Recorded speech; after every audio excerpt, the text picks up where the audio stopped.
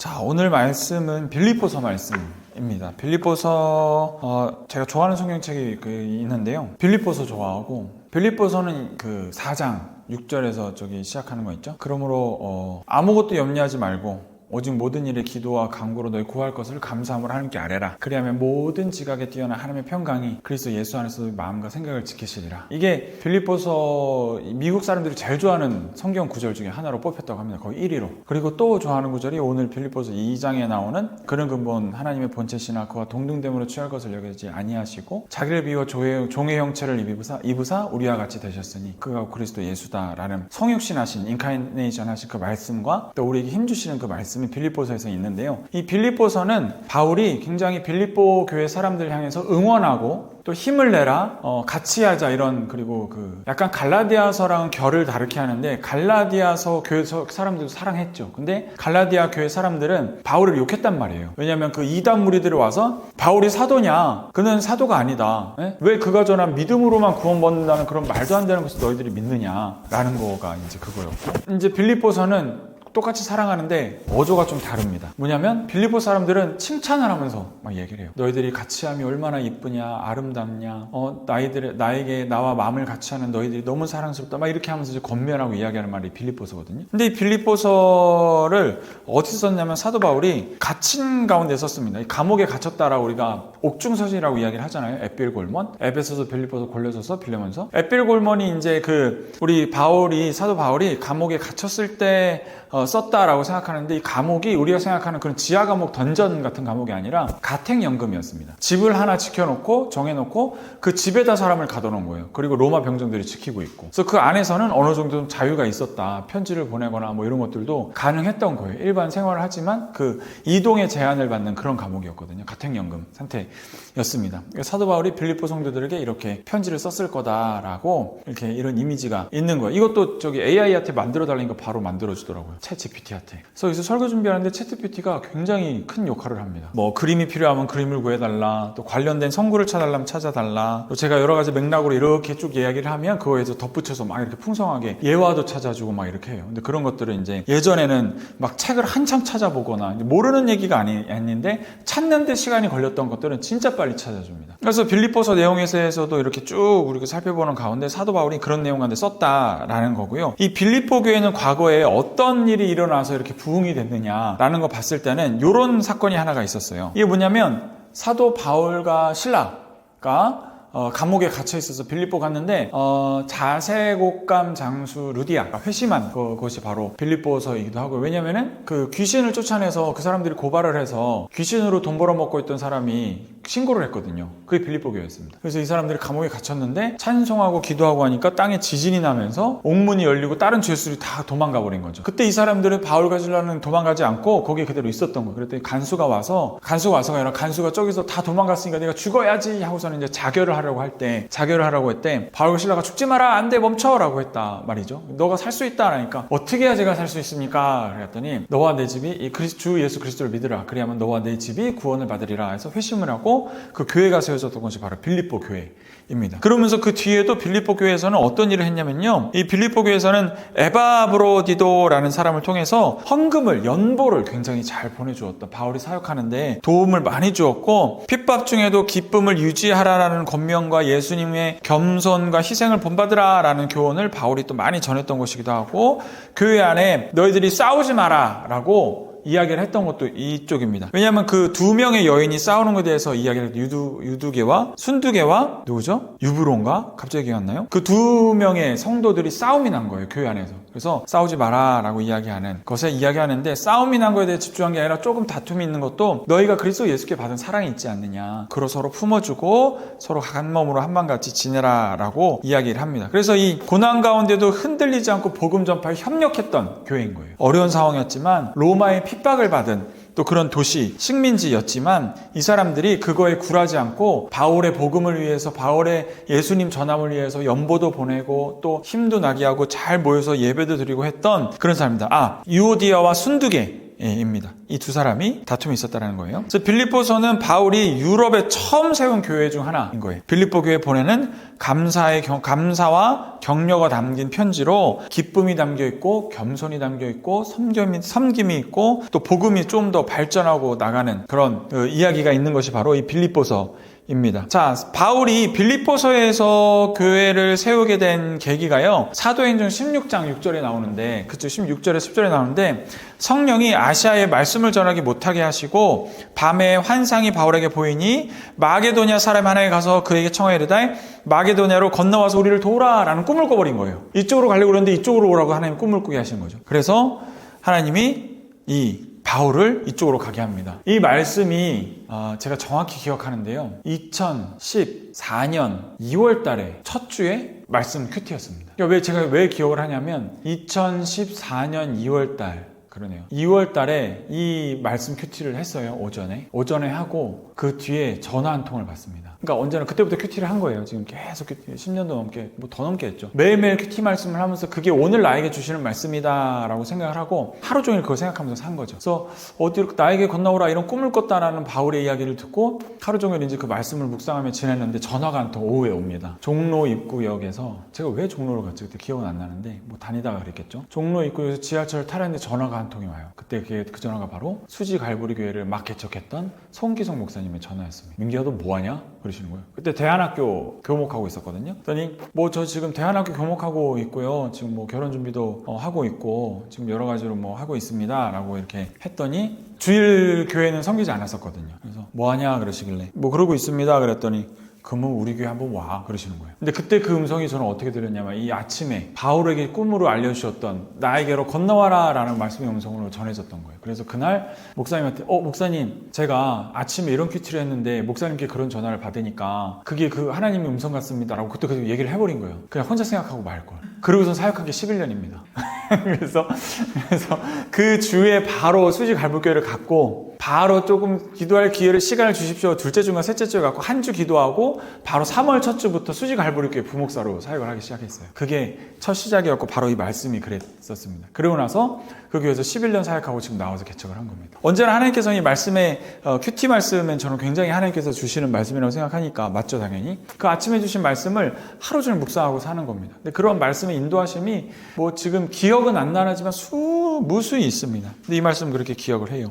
그래서 바울에게도 그런 환상 중에 불러주신 주님의 부르심을 따라서 갔던 곳이 빌립보 교회다라는 것이 그렇게 세워진 겁니다. 그러니까 얼마나 애틋해요 그 교회가. 제가 11년 하고 나와보니까 그렇게 부름 받아 갔던 그 교회가 참 특별합니다. 이 유럽 선교의 시작이었던 거죠. 그래서 유럽을 통해서 로마를 통해서 뭐 이렇게 쫙 이렇게 퍼져나가는 교회의 시작이 되었습니다. 그러니까 하나님의 인도하심은 때로 우리의 계획을 바꾸시는 거죠. 하나님의 음성은, 하나님의 말씀은. 근데 말씀에 기반해서 그게 했기 때문에 그것이 어긋나거나 잘못되지 않고 쭉 하나님의 은혜로 11년 동안이나 아무 탈 없이 무려 사역을 할 수 있었던 겁니다. 하나님께서는 모든 시간에 다 주관하고 계시기 때문에 이러한 주님의 역사와 은혜 가운데서도 하나님께서 일을 하시는 거죠. 바울의 꿈은 로마였습니다. 그러나 하나님의 꿈은 마게도냐, 빌립보였던 거죠. 바울의 원래 계획과는 다르게 하나님께서 인도하신 그곳에서 하나님께서 이 일을 행하셨고 그곳으로 갔을 때 승승장구했습니까? 아니죠. 이런 일을 겪었습니다. 여기 보면 태형당하고 태형이 뭐냐면은 40대 때리는 거 있잖아요. 태형에 한 대 감한 매를 자기는 3번 맞았다. 39대. 그러니까 40대만 맞으면 사람이 죽는 건데 죽기 직전까지 맞았다 이거예요. 맞고 감옥에 갇히고 그런 엉문이 열리고 죽으려던 사람, 자기 손으로 죽이려던 사람을 결국 살리는. 남의 손은 나를 죽이려 하였지만 내가 결국 그 손으로 그 사람을 살리게 되는 일이 벌어지게 되는 겁니다. 결국 이때 로마 군인이었거든요. 식민지에 다스리는 그런 군인을 살리는 일이 이게 되고 그에게 복음이 전파하게 되는 자기를 핍박했던 사람 간수장에게 그렇게 되게 되는 겁니다. 우리의 빌립보는 어딥니까? 우리의 빌립보를 찾아 순종하시는 저와 여러분들 중에 좀 축복합니다. 나의 계획이 아니라 하나님의 계획이 있는 곳. 하나님의 계획이 있는 곳에서는 어려움과 힘듦과 핍박이 있을지라도 그것을 통해서 하나님께서는 그 모든 대륙을 바꾸시는 복음의 전초기지를 삼으시는 일을 하셨다는 겁니다. 나의 계획과는 벗어난 주님의 계획을 따라갔을 때 주님께서 그 모든 일을 행하시는 것을 우리가 보게 될 줄 믿습니다. 그건 바로 작은 순종을 하게 되는 것부터 시작이 됩니다. 또 선교적으로 우리가 생각을 해야 됩니다. 나의 계획 가운데는 때로는 선교적인 계획은 없을 때가 있습니다. 그러나 주님께서 계획하시는 계획 안에는 언제나 생명을 살리는 구원의 역사가 있고 영혼 구원의 역사가 있고 사람의 생명을 살리는 생명 구원의 역사가 있고 또 복음이 전파되어 주님이 교회가 세워지는 역사가 계획이 있으신 겁니다. 그게 바로 빌립보서가 전하는 말씀이고, 오늘 말씀의 주제를 두고 본다면 겸손으로 하나 되는 한 마음으로 우리가 합하여지는 공동체를 주님께서 원하신다라는 것을 오늘 본문 가운데서 볼 수가 있습니다. 한 마음, 따라해볼까요? 한 마음으로, 우리가 한 마음으로 합쳐져가는 과정인 것 같아요. 사실은 그 수지갈보교회를 열심히 다니긴 했지만 우리 가정 안에서도 한 마음으로 합쳐지지 못하는 것들이 때로는 있었어요. 근데 우리가 이 교회를 하나님께서 세워주시고 교회 와서 말씀으로 보고 우리가 예배를 잘 드릴 뿐인데 우리 안에서 한 마음으로 합쳐지는 것들이 참 많이 있다라는 것이죠. 오늘 하게 되는 일들도 그런 일들이 있습니다. 자, 하나님의 계획은 우리 계획보다 크시기 때문에 우리가 때려 볼 때는 정말 광야 같은 길이고 도전과 같은 길이지만 그것을 행하여 갔을 때 주님께서 해주시는 일들이 있다라는 말씀이에요. 그렇기 때문에 우리가 오늘 하루도 주님의 말씀 앞에 더 겸손해질 수가 있는 것입니다. 우리는 하나님 안에서 받은 은혜들을 기억하라라고 오늘 말씀하십니다. 주님께 우리는 무엇을 받았습니까? 위로를 받았고요, 사랑을 받았고 성령을 받았습니다. 그리고 긍휼과 자비를 경험했습니다. 다른 사람의 손을 통해서 얻은 도움이지만 결국에는 그 손을 누구에 움직이셨다고요? 하나님께서 움직이시는 도움이셨다라는 말씀입니다. 그리고 오늘 2장 2절에 보니까 같은 마음 같은 사랑을 품으라 라고 말씀을 하십니다. 마음을 같이하여 같은 사랑을 가지고 뜻을 합하여 한 마음을 품으라 라고 합니다. 공동체가 힘을 때로는 잃을 때가 있는데요, 그게 가정이 힘을 잃을 때도 있어요. 가정이 한 마음으로 안 될 때도 있어요. 그럴 때는 한 마음을 품지 못했기 때문에 그렇습니다. 한 마음으로 품어야 강한 힘이 일어나게 되는 거죠. 근데 그것이 말씀의 기반으로 복음 안에서 받은 은혜를 기준으로 삼을 때, 우리가 얻은 것에 감사함으로 나아갈 때 우리는 그것에 힘을 얻을 수가 있습니다. 2장 3절에 보니까 서로를 높이라 라고 되어 있습니다. 그 사람이 나보다 나아서가 그런 게 아니라 우리 마음에 허영을 가지지 말라는 말이에요. 허영이나 다툼이나 허영으로 하지 말고 겸손한 마음으로 각각 자기보다 남을 낮게 여기라 라고 말씀을 하십니다. 허영심이 있거나 또는 다툼이 있는 마음에는 한 공동체가 될 수 없는 거죠. 한 마음으로 해라 라고 했을 때는 우리의 겸손한 마음과 또 남을 나보다 낮게 여기는 존중이 필요한 것입니다. 우리 예수님께서 하신 인간관계를 세 단계로 우리가 분류할 수가 있는데요, 환영하여 맞이하는 게 첫 번째고요, 그리고 그 스스로를 인정해주고 존중해주는 게 두 번째고요, 세 번째는 그의 유익을 위해서 이야기하는 것이 세 번째입니다. 여러분은 그렇게 하고 계십니까? 누군가를 환영하고 그 자체로 존중해주고 그의 유익을 배려해주는 일이 필요합니다. 제가 집사님에게도 그렇고 집사님도 저에게도 그렇게 하셔야 됩니다. 그리고 우리 모두가 서로의 존재를 환영하고 서로 유익을 배려해주는, 나 유익만 취하는 것이 아니라 서로의 유익을 배려해주고 함께 일하는 일이 있어야 됩니다. 결국 내가 남을 통해서 나의 유익을 취하려고 하면 오래가지 못합니다. 그러나 그 사람의 유익을 위해서 배려해주면 그 사람은 나를 원하게 되죠. 근데 내가 그 사람에게 내가 취할 것만 취하게 되면 그 사람도 알거든요. 그거는 오래가지 못하는 관계가 될 수밖에 없습니다. 반대로 생각해보면 좋아요. 나는 유익을 배려받아요. 그리고 나를 많이 도와줘요. 근데 그 사람을 위해서 내가 유익을 배려하는 게 없으면 그는 힘들어지는 거죠. 어려워질 수밖에 없습니다. 그래서 서로 높이고 다툼이나 허영을 하지 말고 겸손한 마음으로 한 마음으로 해야 되는 것이 맞다라는 거죠. 서로의 짐을 돌아보아야 합니다. 각각 자기 일을 돌아볼 뿐더러 또한 각각 다른 사람의 일을 보여줘야 합니다. 나만 잘 되는 것은 성숙된 신앙이 아닙니다. 나의 일에 충실하게 하되 다른 사람의 필요에도 민감하게 반응하여 그를 실제로 돕는 것이 굉장히 중요한 일이고 교회 안에서 실천적으로 이루어져야 하는 일인 거죠. 자, 내가 받은 은혜를 기억하고 겸손을 실천하고 다른 사람이 가지고 있는 짐은 무엇인지 돌아보는 것이 교회 안에서 아주 중요하게 됩니다. 내가 도와드릴까요? 무엇을 도와드리면 좋을까요? 어떤 것을 하면 좋을까요? 라고 한마디 해주는 것이 이 공동체를 살아있게 만드는 겁니다. 자, 결론은 하나됨의 기쁨은 공동체의 기쁨입니다. 이렇게 했더니 주님께서 어떻게 하시냐면 어떤 마음을 우리에게 알려주시면요, 본인 마음이 내가 이렇다라고 하시는 거예요. 자, 2장 4절 말씀 함께 읽도록 하겠습니다. 시작. 손을 올리시고, 자, 2장 4절 시작. 각각 자기의 일을 돌보분더러 또한 각각 다른 사람의 일을 돌보아 나의 기쁨을 충만하게 하라 라고 말씀하세요. 이렇게 돌봤을 때 내가 기쁘다라고 말씀을 하시는 거예요. 일방통행은 기쁘지 않으시답니다. 슬퍼하세요. 안타까워하세요. 속상해하세요. 근데 서로 이렇게 하면 주님께서 기쁨이 충만하시다라고 말씀을 하시는 겁니다. 그렇기 때문에 우리는 서로의 일을 돌아보고 서로의 유익을 배려하고 얼마든지 할 수 있습니다.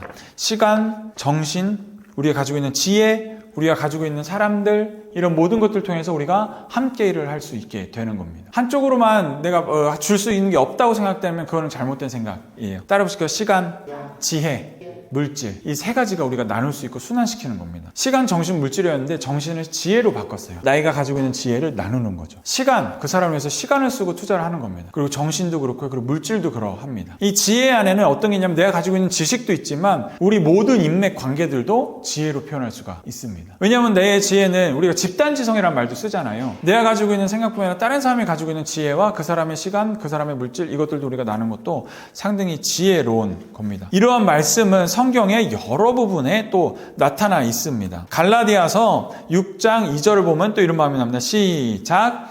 너희가 짐을 서로 지라 그리하여 그리스도의 법을 성취하라. 아멘. 짐을 서로 지는 게 예수님의 법을 성취하는 거랍니다. 이게 구원의 일이고 우리 안에 하나님께서 하시는 일이라는 것이죠. 또 주님께서 이렇게 말씀하십니다. 마태복음 11장 28절 시작. 수고하고 무거운 짐진 자들아 다 내게로 오라. 내가 너희를 쉬게 하리라. 아멘.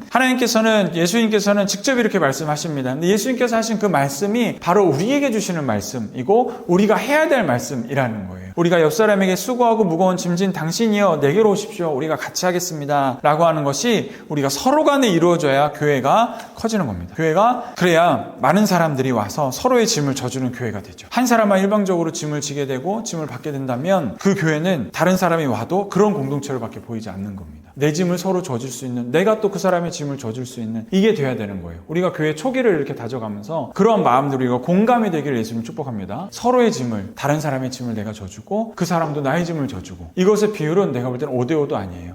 5대5. 내가 다른 사람의 짐을 져주는 거는 거의 5할 이상이고 다른 사람의 내 짐을 져주는 거는 거의 5할 이하. 여러 사람이 함께 짐을 져줘야 되거든요. 그렇게 되면 우리가 서로 진짜 백지장도 맞들다가 되는 것처럼 여러 사람이 함께 힘을 모아서 이 어려운 일을 헤쳐나갈 수 있는 겁니다. 참 그러한 은혜를 크게 받으신 우리 집사님이신 것 같아요. 주변에 보면 그죠? 정말 여러 사람들이 도움을 주시고 특히 선교사님들, 기도하시는 분들이 기도 많이 해주시잖아요. 기도의 힘이 하나가 모여져서 정말 주님께서 열매 맺게 하시고 승리케 하시는 날이 곧 다가올 줄 믿습니다. 그런 마음의 힘을 놓지 않는 게 우리가 너무 중요합니다. 상황은 어렵고 극으로 치달을지라도 마음의 힘을 놓지 않는 것. 중꺾마라고 그러죠. 중요한 건 꺾이지 않는 마음. 그게 너무 중요한 겁니다. 자, 그래서 우리는 이렇게 함께 힘을 주는데요. 보시면 성경에 보면 이렇게 두 힘을 나눠줘서 전쟁에 이긴 이야기도 나옵니다. 출애굽기 17장 12절 시작. 모세의 팔이 피곤함에 그들이 돌을 가져다가 모세 아래 놓아 그가 그 위에 앉게 하고 아론과 훌이 한 사람은 이쪽에서 한 사람은 저쪽에서 모세의 손을 붙들어 올렸더니 그 손이 해가 지도록 내려오지 아니한지라. 아멘. 하나님께서 전쟁에 나가게 하는데 모세한테 이렇게 얘기를 해주신 거예요. 네가 저 전쟁터가 다 내려보이는 위에 올라가서 두 손을 들고 날 기도해라. 그러면 네가 두 손 들고 기도하면 전쟁에 이기리라 라고 이야기를 하신 거예요. 그랬더니 모세가 팔을 내리질 못하는 거예요. 왜냐하면 팔을 들고 있으니까 막 이기다가 팔이 내려오니까 막 지는 게 보여요. 전쟁터가 보이거든요. 그래서 아론과 우리 안 되겠다 해서 옆에 가서 돌 들고 그 팔을 받쳐주어서 같이 해서 전쟁을 이겼던 일입니다. 서로에게 그런 존재가 되어야 된다는 거예요. 자, 한 사람의 어려움을 두고 예수님이 사역하시던 때 친구들이 이런 일도 있습니다. 문둥병이 걸려서 걷지를 못하던 자신의 친구를, 병에 걸려서 걷지를 못하던 친구를 예수님께서 집안에서 아마 강론하셨나 봐요. 친구들이 가서 지붕을 뚫고 줄을 달아서 내립니다. 한 사람을 예수님께 보내기 위해서 친구들이 힘을 합친 거예요. 그 어려움을 위해서. 그래서 예수님 앞에 그를 데려다 놓고 이게 한 거죠. 이 장면이 얼마나 극적이냐면 이 사람이 예수님 앞에 가려면 갈 길이 없는 거예요. 방도가 없는 거예요. 예수님께서 은혜를 주시고 고쳐주시고 해결해 주시는데 그 방도가 없는 겁니다. 근데 친구들이 힘을 합치니까 지붕을 뚫어서 그냥 위에서 내려버리는, 말도 안 생각지도 못했던 지혜가 생겼던 거죠. 그래서 이렇게 주님 앞에 구원을 받아보았던, 자, 서로의 짐을 돌아보던 사랑의 실천이 바로 여기 있었습니다. 지붕 위로 올라가 기와를 벗기고 병자를 침상채로 예수 앞에 달아내리니 예수께서 그의 믿음을 보시고 그를 고치셨던 일입니다. 중풍병이라는 것은 고칠 수가 없는 병이었습니다. 근데 친구들이 그렇게 기적을 일으켰던 거지요. 이는 육체적 질병뿐 아니라 영적 무기력함이었어요. 이 사람은. 왜냐하면 고칠 수 있다는 걸 알지만 행할 방법이 없었던 겁니다. 세계 온 나라로 가고 싶으면 갈 방법이 없었던 겁니다. 근데 힘을 합치니까 바로 예수님 앞에 똑 떨어지는 일이 일어나게 된 겁니다. 이러한 일이 우리 가운데 있기를 예수님을 축복합니다. 자, 병자의 믿음을 본 것은 아니었습니다. 그 돕는 친구들의 믿음을 보신 거예요. 때론 우리가 믿음이 안 될지라도, 내가 그것이 안 된다고 생각할지라도 우리 주변 사람들이, 기도하시는 분들이 그건 된다라고 이야기하시고 이 교회가 주님 앞에 쓰임 받는다 라고 하나님께서 많은 사람들을 통해서 이야기하시고 그 기도를 올려드리면 그 기도를 하나님께서 들어주시고 그 믿음을 보고 중풍병자를 고치시고 사용하시는 일이 일어났다고. 그게 우리가 지금 얻을 은혜인 줄 믿습니다. 공동체의 믿음이 한 사람을 살리고 한 교회를 살립니다. 우리는 그렇게 할 수 있다는 믿음으로 서로가 서로를 위해 기도해야 될 줄 믿습니다. 우리는 삶의 경험이라 겪은 일이 많기 때문에 내일에는 다 될 거야 라고 생각을 못해요. 그러나 한 발 떨어져 있는 사람들은 정말 주님 앞에 그런 거 생각하지 않고 믿음으로 될 것이라고 고백하거든요. 저를 위해서도 기도해 주시는 분들도 그렇고 또 우리 아내 그리고 집사님에게도 그렇게 기도해 주시는 분들이 있단 말이에요. 될 거야. 되겠는데? 될 거다라고 기도해 주시는 분들이 많아요. 그래서 그런 기도의 파트너들을 많이 늘리시는 게 중요합니다. 그래서 나는 기도할 수 없고 내 경험과 지식으로는 안 될 것 같아도 그런 믿음, 우리 기도하시는 분들은 그런 게 없잖아요. 내가 겪고 있는 불안함과 경험과 그런 게 없기 때문에 주변 사람들은 믿음으로 기도해 주신다고요. 된다고. 그래서 그러한 기도의 은혜를 취하는 우리 교회가 되기를 예수 이름으로 축복합니다. 아멘. 그래서 아론과 훌이 도왔고 내 친구가 그랬고 초대교회에서는 서로의 짐을 피로를 채웠고 또 예수님께서는 어떤 일을 행하시냐면 바로 제자의 발을 씻기신 일이 있습니다. 공동체 가운데서 제자를 섬긴 거예요. 그의 짐을 덜어준 거예요. 그를 축복한 겁니다. 이건 굉장히 중요합니다. 나도 누군가의 짐을 지어주고 누군가의 짐도 내가 나눌 수 있다. 내가 그 사람의 발을 씻기는 심정으로 그 마음으로 그렇게 섬길 수 있는 마음이 필요합니다. 예수님의 말씀에서 서로 돌보는 삶, 타인의 짐을 짊어지는 삶, 예수님께서 친히 말씀하셨던 너의 짐을 나에게 줘라 라고 하신 그 말씀에도 주님께서는 계속해서 그런 말씀을 많이 하셨습니다. 또 누가 너의 이웃이냐 라고 말씀하실 때 선한 사마리아인의 비유를 이야기를 하셨죠. 선한 사마리아인의 비유는 뭐냐면 길가에 그 도둑질 당해서 강도당해서 쓰러진 사람이 있었는데 바리새인이 지나가고 장로가 지나가고 또 그 높은 사람이 지나가도 그 사람을 도와주지 않았던 거예요. 근데 이 유대인이 여기기에 참 진짜 개처럼 여겼대요. 사람 취급도 안 했대요. 그런 사마리아인이 지나가다가 그 이웃을 도와준 겁니다. 그럼 이 도둑당한 사람의 이웃은 누구냐 이거예요. 당연히 도움을 줬던 선한 사마리아인이었던 것이죠. 그 사람이 그의 지위 고하를 막론하고 자신의 시간과 돈을 여겨서 그의 상처를 들여서 사람의 상처를 돌보고 사정을 나아주도록 도와주었던 것. 그게 바로 이웃이다라고 말씀하셨고 마태복음 25장 40절에서도 내 형제 중에 지극히 작은 자에게 하나 한 것이 바로 나에게 한 것이다 라고 말씀하시는 주님의 말씀이 있었습니다. 요한복음 13장에는 내가 너희를 사랑한 것 같이 너희도 서로 사랑하라 라고 말씀을 하시죠. 자, 예수님은 내가 너희의 점을 졌으니 너희도 서로의 짐을 져주어라 라고 말씀하십니다. 그게 주님의 기쁨이었고 오늘 말씀에 그렇게 하는 것이 내 기쁨이 된다. 너희들 그렇게 돕는 것이 기쁨이 된다 라고 말씀을 하십니다. 우리 말씀에 우리의 삶을 올려놓으시면서 우리가 남의 도움을 받는 것도 감사한 일이지만 내가 다른 사람을 돕고 그 사람의 유익을 위해서 할 수 있는 일들은 능히 해내시는 저와 여러분 되시기를 예수님 이름으로 축복합니다. 아멘. 우리 잠깐 기도하겠습니다. 하나님 아버지, 오늘 말씀 가운데서 주님께서 기뻐하신다는 게 서로의 짐을 돌아봐 주는 것을 주님께서 말씀하셨습니다. 아버지 하나님, 우리가 가지고 있는 시간과 또 지혜와 우리의 물질로 서로의 것을 도우며 나아갈 수 있도록 도와주시옵소서. 그럴 것이 이루어질 때 주님께서 우리 교회를 축복하여 주시고 또 은혜로 충만하게 하시며 또 힘든 사람이 왔을 때 서로가 서로의 도움으로 자기의 도움 받아서 나아지는 것이 아니라 다른 사람을 도움으로 아버지 하나님 이것이 나아지는 은혜, 그 원리를 경험하는 교회 되게 하여 주시옵소서. 감사드리며 예수님 이름으로 기도드립니다. 아멘.